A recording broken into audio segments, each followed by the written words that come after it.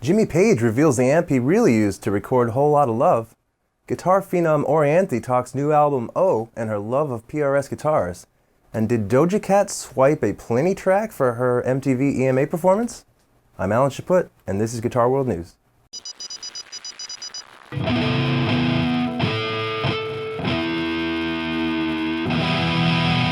While promoting his new anthology photo book, Jimmy Page has detailed the guitar amp rigs that fueled Led Zeppelin's earliest albums, including the setup that he used for Whole Lotta Love. The amplifier on the first Led Zeppelin album is the Supro Coronado 1690T amplifier. Jimmy said, quote, "It fits great with the Telecaster, but with the Gibson Les Paul, it was a really overdriven sound, right?" Page goes on and says, when Paul Samuel Smith left the Yardbirds, he left his equipment behind. The Vox amplifier heads. I know them as Super Beatles. The way that I first heard about those amplifiers was the Beatles had them because they couldn't hear their instruments over all the screaming. So they wanted louder amplifiers, and Vox duly obliged. I was using the Super Beatle amps with the Rickenbacker transonic cabinets. That's exactly what's on Whole Lotta Love. Once the band began to tour more intensely, Page switched to his iconic Marshall setup, primarily because it was easier to get a hold of replacement gear. Read the full 17-page interview, which is available in the latest issue of Total Guitar magazine. Guitar phenom Orianthi's long-awaited O is raw yet polished, with elements of blues, rock, pop, and electronic music, and plenty of fiery, high-octane guitar playing on her PRS Custom 24s. Orianthi recently discussed the making of her new record, her relationship with PRS, and what we can expect from her in the future, and much more.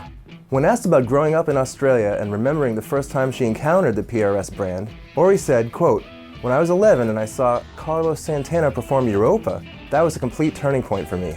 I begged my dad to buy me a PRS, and he got me a Custom 24, and I still have it. It was made in 1988.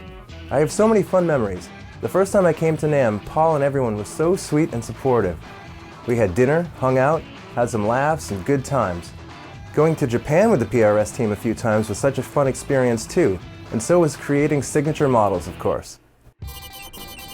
MTV's European Music Awards unexpectedly played host to some virtuosic progressive gent guitar playing this weekend, courtesy of pop singer and rapper Doja Cat.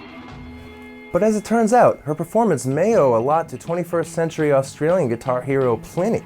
At the show, Cat transformed her dance floor banger Say So into a nu metal anthem.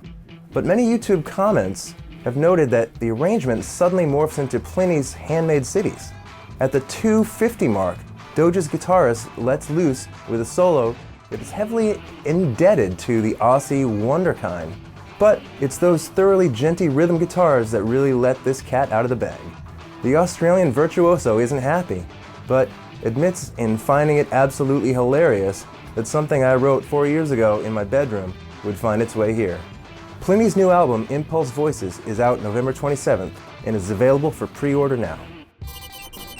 I'm Alan Chaput, and that was Guitar World News. D-Gent.